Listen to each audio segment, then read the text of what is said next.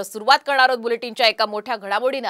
काल रात्री मुख्यमंत्री शिंदे यांच्या निवासस्थानी वर्षा बंगल्यावरती महायुतीची बैठक पार पडली।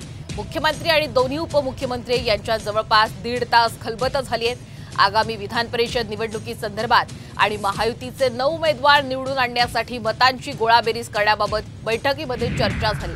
सूत्रांनी साम टीव्हीला ही महत्त्वाची माहिती दिली आहे। काल रात्री ही महत्त्वाची बैठक वर्षा बंगल्यावर झालेली आहे।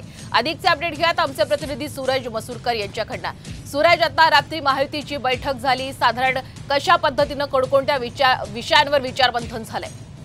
नक्कीच सीता, महाविकास आघाडीने 3 उमेदवार दिल्याने विधान परिषद निवडणुकीची रंगत कुठेतरी वाढलेली आहे आणि याचमुळे काल रात्री वर्षा बंगल्यावरती मुख्यमंत्री एकनाथ शिंदे तसंच दोन्ही उपमुख्यमंत्री या तिन्ही नेत्यांमध्ये खलबत रंगली होती। कारण विधान परिषदेसाठी महायुतीचे 9 उमेदवार निवडून आणण्यासाठी ही सगळी जी मतांची गोळाबेरीसाठी ही कालची बैठक होती। त्याच्यामध्ये चर्चा झाली की महायुतीचे सर्वच जे उमेदवार आहेत ते निवडून आणायचे आणि निवडून येतील असा विश्वास जो आहे तो कालच्या बैठकीमध्ये सांगण्यात आला। उपमुख्यमंत्री देवेंद्र फडणवीस यांनी देखील तोच विश्वास व्यक्त केला की महायुतीचे 9 उमेदवार निवडून येतील असा जो विश्वास आहे तो काल वर्षा बंगल्यावरती करण्यात आला। विधान परिषद निवडणूक संदर्भात जी सर्व खलबती होती ती काल रात्री वर्षा बंगल्यावरती सुरू होती। तब्बल 1.5 तास जी होती ही चर्चा काल वर्षा बंगल्यावरती रंगली होती। अगदी धन्यवाद आपण दिलेल्या संपूर्ण अपडेट बद्दल। तर तब्बल 1.5 तास आता ही चर्चा काल झालेली आहे आणि विधान परिषद निवडणुकीमध्ये कशा पद्धतीने महायुतीच्या उमेदवारांचा विजय होईल